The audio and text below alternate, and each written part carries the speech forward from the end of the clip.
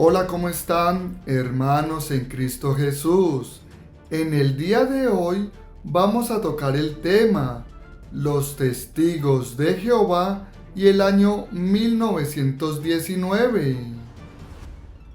Según los falsos testigos de Jehová, en 1919 Jesucristo los escogió como el único grupo en toda la tierra que cumplía los requisitos para el nombramiento del esclavo fiel y prudente, y se basan en la parábola de Mateo 24:45.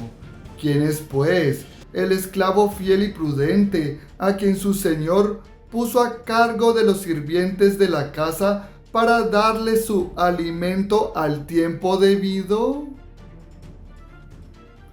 46. Feliz ese esclavo si su señor cuando venga lo encuentra haciendo eso. 47. De cierto les digo que lo pondrá a cargo de todos sus bienes. Sobre estos versículos, los falsos testigos de Jehová han inventado toda una estructura organizacional donde te intentarán engañar y te dirán que ser leal, entre comillas, al esclavo, es decir, al cuerpo gobernante, equivale a ser leal a Jehová Dios. Pero veamos el contexto, veamos el versículo 48. Mateo 24:48. Pero si ese esclavo resulta ser malo y dice en su corazón, mi señor está tardando. 49. Y comienza a golpear a sus consiervos y a comer y beber con los borrachos. 50. El señor de ese esclavo vendrá un día en que él no lo espera y a una hora que él no sabe. 51. Y le castigará duramente y lo pondrá con los hipócritas. Allí será el llanto y el crujir de dientes. Como vemos, el señor o el amo nombra a un esclavo para alimentar a sus compañeros esclavos mientras él está fuera. Cuando regresa el señor o el amo, determina si el esclavo ha sido bueno o malo. Si es fiel y prudente, el esclavo es recompensado. Y si es malo y abusivo, el esclavo es castigado.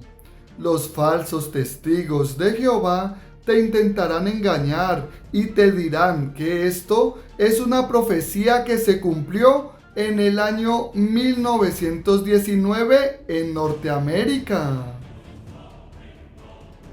Según los falsos testigos de Jehová, en 1919, Joseph Rutherford y la organización en Brooklyn, Nueva York, fueron nombrados por Jesucristo para ser su esclavo fiel y prudente. En la actualidad sería llamado el esclavo colectivo, es decir, el cuerpo gobernante. Pero como vimos en el contexto del capítulo 24 de Mateo, nos dice que este esclavo podría ser malvado. Entendamos mejor el punto. El texto habla de un esclavo que podría llegar a ser bueno y recompensado o podría llegar a ser malo y castigado. Es el mismo esclavo, pero con dos posibles futuros. Los falsos testigos de Jehová te intentarán engañar y te dirán que este esclavo bueno es literal. El actuar bien y su recompensa es atribuida a Rutherford y los suyos en 1919 y al cuerpo gobernante hoy en día. Sin embargo, el actuar malo de este esclavo y su castigo lo interpretan como una simple advertencia para ellos, o sea, como una parábola. Es decir, este esclavo malo no es literal, porque ellos no quieren tener nada que ver con que se les interprete literalmente como un mal esclavo. Para los falsos testigos de Jehová, 1919 se describe como un tiempo de liberación espiritual. El año en que el alto mando de los falsos testigos de Jehová fue designado, según ellos mismos, como el esclavo fiel de Mateo. Ellos interpretan esto como una verdad y te dirán que Jesús comenzó a inspeccionar el templo espiritual en 1914. Dicha obra de inspección y limpieza abarcó un espacio de tiempo desde 1914 hasta principios de 1919. Los falsos testigos de Jehová tuercen el capítulo 11 de Apocalipsis y usan a los dos testigos aquí mencionados y los aplican como paralelos al esclavo fiel y prudente de los evangelios, aunque no tenga ningún vínculo o nexo una cosa con otra. Pero los falsos testigos de Jehová identifican a estos dos testigos de Apocalipsis que profetizan como el alto mando de los falsos testigos de Jehová de 1914. Los falsos testigos de Jehová usan los 3 tiempos y medio como un periodo de 3 años y medio, o sea, 42 meses o 1260 días. Y aplican el comienzo de estos en diciembre de 1914 hasta junio de 1918, que fue cuando Joseph Rutherford recibió una sentencia carcelaria. Rutherford y los suyos pasaron en la cárcel 9 meses. Ahora, los falsos testigos de Jehová citan Apocalipsis. Gente, miren el contexto de Apocalipsis capítulo 11, pero veamos el versículo 11. Apocalipsis 11:11.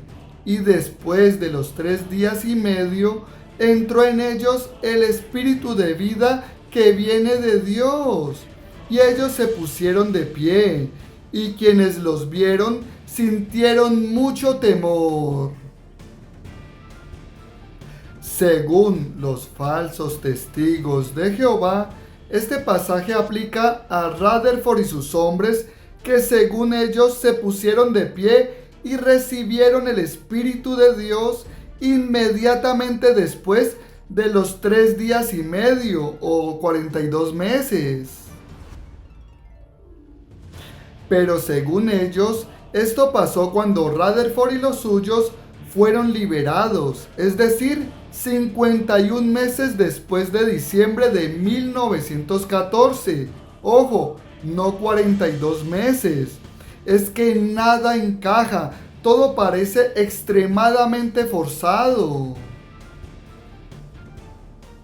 Por ende, y muy sutilmente, con el pasar de los años, 1918 fue cambiado por 1919, año que al día de hoy se lleva todo el protagonismo. Volvamos a Apocalipsis 11:11. Se dice que quienes los vieron cuando se pusieron de pie, entre comillas, ellos, entendamos ellos como Rutherford y los suyos. Entonces, cuando los vieron ponerse de pie, sintieron mucho temor. Los falsos testigos de Jehová crean un cuento donde dicen que la liberación de Rutherford de la cárcel es cuando se pusieron de pie. El problema es que nadie sintió temor al verlos salir de la cárcel. Además, intentan conectar este pasaje con el esclavo fiel. Asimismo que Malaquías capítulo 3 del versículo 1 al 3, donde este pasaje predice a un mensajero enviado por Dios. Pero ¿cómo interpretan los falsos testigos de Jehová este pasaje? Para ellos, el mensajero enviado por Dios fue Charles Taze Russell y sus socios, quienes a fines del siglo XIX fundaron la organización y prepararon, según ellos mismos, el camino para la verdadera adoración. Y es aquí, entre comillas, cuando Jesús viene a inspeccionar su templo, a la organización de los falsos testigos de Jehová, eligiéndola por sobre el resto de religiones del mundo. Sin embargo, el cumplimiento de esta profecía lo hallamos perfectamente establecido en Mateo. Veamos, Mateo 11:10. Este es aquel de quien está escrito: mira, voy a enviar a mi mensajero delante de ti, y él, o sea, Juan el Bautista, irá delante de ti preparándote el camino. Como vemos, Jesús habla de Juan el Bautista como el mensajero de Dios. Por si todo esto fuera poco, la organización también usa a Ezequiel capítulo 37 del versículo 1 al 14 para tratar de apoyar su teoría sobre 1919. La organización interpreta que esta profecía tiene que ver con ellos, interpretando los huesos secos como el Israel espiritual de Dios, es decir, la clase ungida. Sin embargo, no existe ningún sustento que pruebe esto. La organización interpreta estos textos para sí, torciendo así lo que dicen las Sagradas Escrituras.